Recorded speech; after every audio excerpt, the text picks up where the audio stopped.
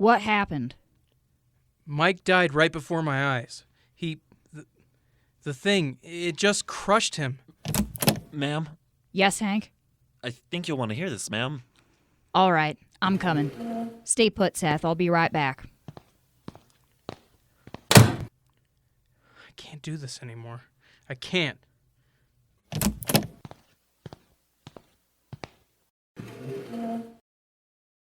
Thank you for waiting. We need more details. What else happened? It's on the tapes. While the recorder was on, we don't know that we're getting the whole truth. We'd like you to fill in exactly what happened. It was a blur. But you did see what happened to your friend, right? Yes. Could you walk us through it? I ran down the hall, the way I had come from, and through the hall that led to the hatch we found. I was out of breath and my heart wouldn't stop racing. When I got back to the ladder leading up to the hatch, I saw Brandon and Allie. What about Aaron? Brandon was still clinging to her. He had been carrying her with him. He was hysterical. I think we all were at that point, but Brandon... I think he thought that we could still save Erin, that we could get her to town and medical personnel could help her, but she was gone. And when I didn't come back with Mike, he looked mortified. Brandon, you have to set her down. We have to go. No, we can't leave her behind. It will get her. Brandon, we have to go. Shit! Oh, God! Brandon was breaking right before my eyes. As I was running towards them, Allie was trying to tell Brandon to leave Erin behind, that we'd come back after we found help, but he wouldn't have it.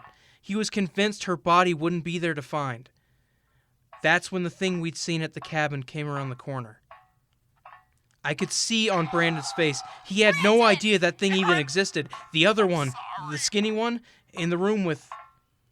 That must have been the one that killed Erin. Seeing the monster started all of us up the ladder. I pulled Brandon towards the ladder. Allie had already gotten a head start when I had yelled. Whatever held Brandon frozen in place vanished. He put Erin's body down, carefully, and followed us up the ladder.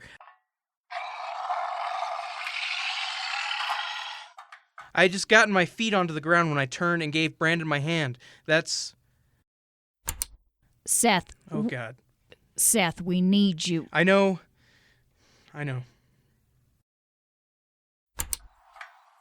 Shit! Brandon was climbing up. Brandon, grab my hand. Come on, man. Attaboy. Ugh. His hand was in my hand, and then it wasn't. Oh, shit! The hulky thing was trying to drag Brandon back into the bunker, but he was clenching onto the side of the hatch. He called out to me. Seth, help! Ah! Brandon, no! I tried. I really did. I tried to pull him up. I even got him halfway out. And then, Jesus Christ, it just ripped him off the ladder and threw him to the ground. He slipped right out of my hands. Then I fell forward, and I guess that was enough movement for the hatch to fall closed. It slammed on my head, and... Oh my God, Seth, are you okay? Oh God, we have to go. Is that how you got the gash on your forehead? Yeah. Allie pulled me out and got me to my feet. That's when we heard. Allie slammed the hatch and started pulling me away. She knew. Knew what? That Brandon was dead. You're certain of that? His back was snapped in half in front of my very own eyes. I'm certain. I'm sorry. We'll just have to be sure. I'm sure you understand now. Now please continue. Well, the hit to the head started to get to me. My vision started blurring. I was feeling faint. Allie was doing her best to support my weight the entire way. Where? To the car at first. Allie forgot the battery was dead, and I was disoriented. Hurry! Are you okay? Your head is bleeding pretty badly. It's fine. Don't worry about it. Once we get out of here, we can worry about getting patched up. But for now...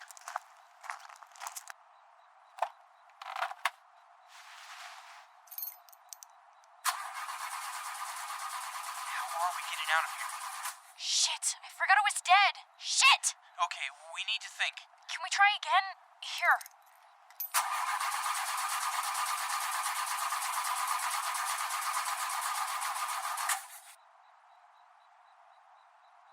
have to get out of here, Allie. How? I don't know. It was me. I drained the fucking battery to charge the mic. Fuck! Calm down. We can't think about this.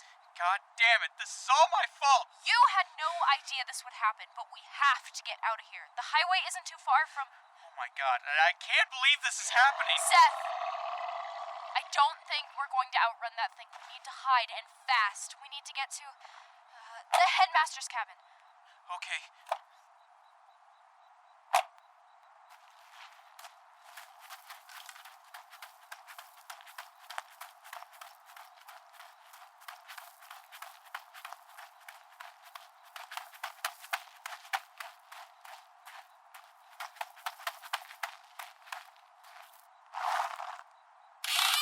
Shit! What?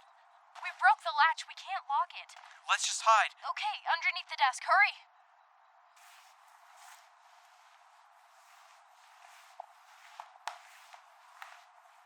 Jeez, how are you feeling? Your head looks really bad. I'm fine. Might help if we bandage it, though. Yeah, gotcha. Sorry. It's fine. After Allie bandaged me up, we stayed underneath the desk, silently waiting. For help, for something. The wind blew, the cabin creaked, and nothing came. After a while, I fell asleep. The next recording was left for me by Allie. When I woke up, there was no light left. The sun had completely set, and now everything was bathed in moonlight. I played back Allie's message as I got up and went to the window. Shit, Seth, I've been trying to wake you up for 5 minutes. Nothing's working, and I'm getting pretty worried. I'm gonna go off and search for help. If you wake up before I get back, don't leave. Just wait for me. I'll see you soon, I guess. Bye. I didn't think of it at the time, but I guess that was the last time I heard Allie's voice. Do you think she was attacked? I don't know. What happened next? That's when I heard the footsteps. The monster was near the cabin. I could hear him outside. I ran back under the desk and hid, and after a few very long minutes, I looked up to the window and saw the monster. It was stopped in front of the window. This was the first time I really got a good look at it. Even in the dark, I could see its skin was lumpy and looked burned. It was covered in scars and disproportionate. It's like half of its body hung lower than the other, and its face looked swollen and badly bruised. Its body was larger than a normal man's, but past all the disfiguration, this creature looked as if it was once a man? It was so disturbing. Seth, please calm down. You're getting yourself worked up. Right now, I need you to finish your story. All right, so he began to move again, and I saw him going towards the front door. I knew he'd kill me if I stayed there. I had to do something. So I crawled to the window opposite of the door. I unlocked and opened that window. I started throwing things from the desk, camp crafts, a pen cup, and books from the shelves out of the window. It worked. It may have been human at some point, but whatever happened to him seemed to make him pretty feral. He responded to the noise and immediately charged around the corner of the headmaster's cabin. His stomps were vibrating the floorboards. That was my chance. I made a break for it. I started running. My vision started blurring again. I reached the road and I couldn't keep running. I can't remember anything else except that I woke up to you and the other guy picking me up off the road. I must have fainted and, well, I remember you putting me in the back of your car. That's everything? Yeah. When we arrived on the scene, we found you caked in blood, mumbling about something in the woods. Seth, the story you fabricate... No, stop it right there. You're not going to gaslight me. I know what I saw. Seth, it is very common during great times of stress for the brain to fabricate its own realities. Sometimes it's easier to believe the monster under the bed rather than the truth. So that's it? You don't believe that we were attacked, and now... 2 of my best rangers are up there right now, searching, and haven't reported any trace of this monster. What? So you think I did it? I went up into the mountains with a bunch of my friends and killed them? No, I don't. I presume you wouldn't have lit the flare and called attention to yourself if... Wait, you found me because you saw a flare? Yes. That must have been Allie! We have to go back for her! Seth, My rangers have been up there for the past 12 hours. We haven't found anyone alive. There are only 3 bodies so far, but there has been nothing found indicating Allie must still be in the area. And while we don't think there was a monster, we definitely believe you were attacked. They have been a number of bear sightings. Listen, Ranger, I know what I saw.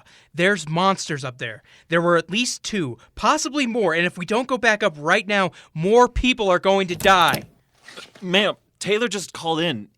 It's urgent. What's going on? They said they found something. I think it's best if we go check it out. Fine. Seth, is there anything else you'd like to say? I need to wrap up. Bring your biggest gun and kill the fucking thing. Better yet, take me with you. I can help. We need to find Allie, please. Please? I can't do that. Maybe we're not done here yet, but I promise we'll do our best to look for your friend. Hank, stay with the kid until I get back. It won't be long. Sure, ma'am, but she'll find your friend. I hope so.